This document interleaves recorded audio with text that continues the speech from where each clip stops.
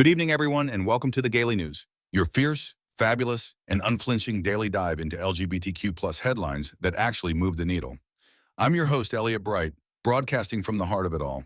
Here you will hear just the raw pulse of our community, up to date, and just like my skivvies, extra fresh. Let's jump in. First up, anti-trans activists in Maine just turned in the signatures for a ballot initiative to ban transgender athletes from competing in girls' and women's sports. This is part of a slick new strategy bypassing legislatures.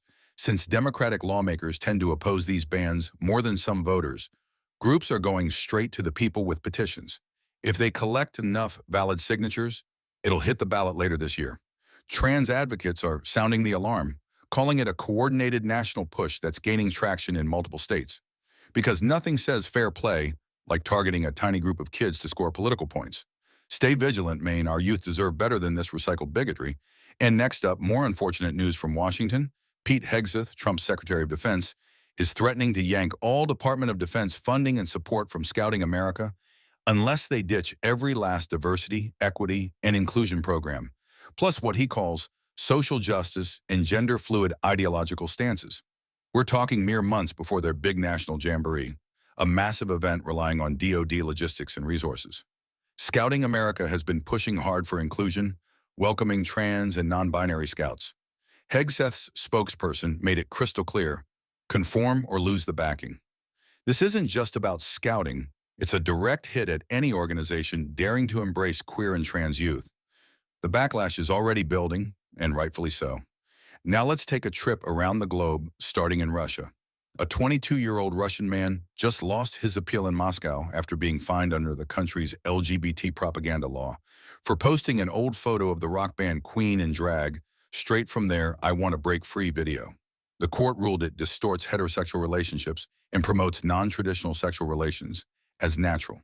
This is peak absurdity, a decades-old music video still getting weaponized to silence visibility. In Putin's Russia, even Freddie Mercury's legacy is fair game for fines and censorship. The chilling effect? Massive. But it also shows how fragile their control is if a classic rock pick can spark this much panic. Winding our way over to Uganda, we see charges have been dropped against the first person ever prosecuted under the infamous Kill the Gays Anti-Homosexuality Act. The judge dismissed the case against a gay man, citing the accused as mentally unstable and unable to understand the trial process.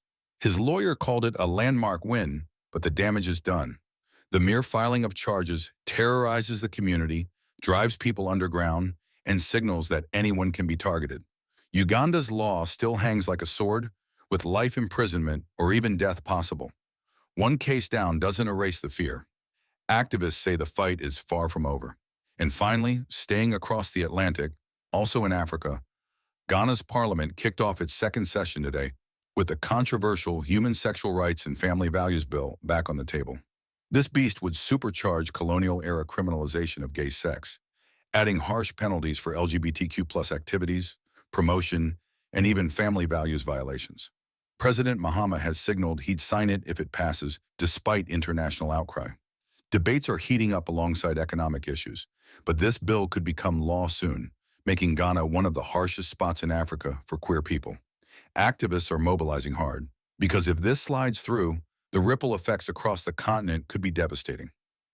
Wow, that's a lot of anti-gay rhetoric circling the globe today. Here's hoping tomorrow is filled with a few more rainbows and a lot more love. This is your Gaily News for now. Timely, unapologetic, and all about us. Keep resisting, keep shining, keep showing up. Elliot Bright, signing off. We'll catch you again tomorrow.